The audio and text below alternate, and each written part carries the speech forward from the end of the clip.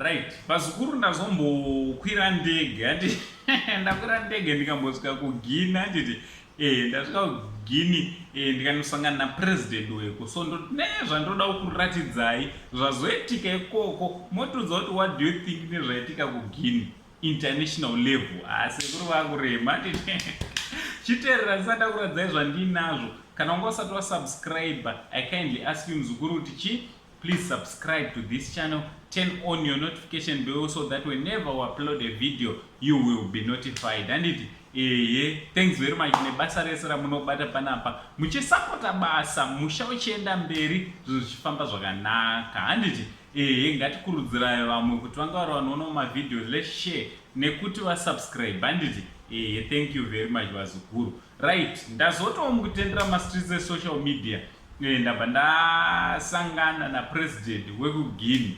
So zvokunzi zvoni nevanonzwa chirudzi cheko hanzi patanga kurohwa national anthem. So president haana kukwanisa kunge ari anoidentify kana kuti anonzwa kuti aiwa taakurova national anthem. Sekuziva kwenyu kana pachiimbwa national anthem ingava nyika ipi pasi rese kwese out of 200 here 200 and chiko nyika 190 something to yamene papo. Right.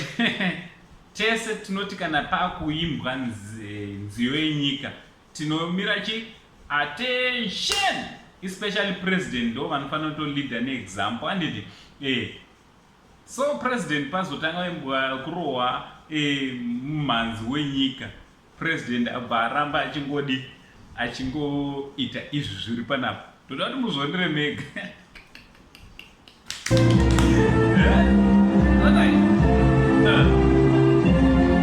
Right, mazvonera mega zvaitwa napresident. President weGuinea hanzi varasika. What do you think napresident vanga vachifunga kuti pamwe kachiri kangoma kemusangano kangoma kenyika hanzi kemusangano hanzi kepati yavo izvo yatova ngoma yenyika. What do you think napresident varasika naangosenta moti kuradzei zvikuitika mastreets esocial media the only Zimbabwean uncle anenge achingozviti ndino wangu ndinokubirira ndindega. Tinobva tati chi much love.